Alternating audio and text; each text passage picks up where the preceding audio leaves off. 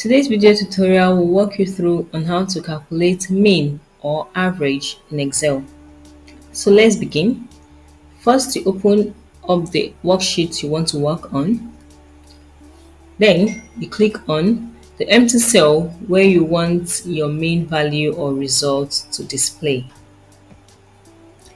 Now, let's find the mean value for these cells.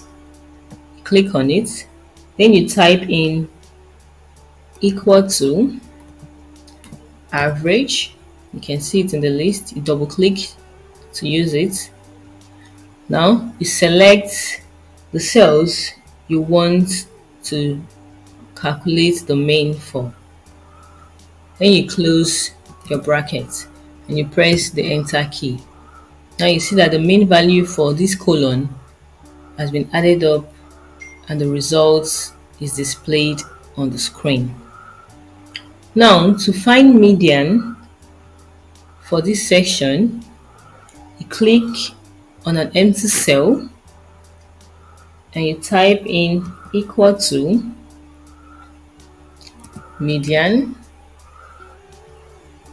You open the brackets, then you select the value you want to find the median for. And you close your bracket and press the enter key.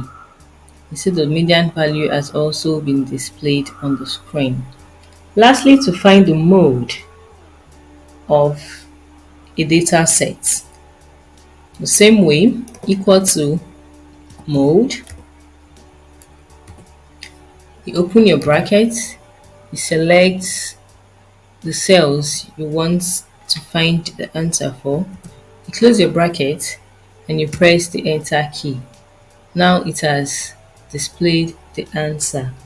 So that is, guys, simple and straightforward. Give it a try.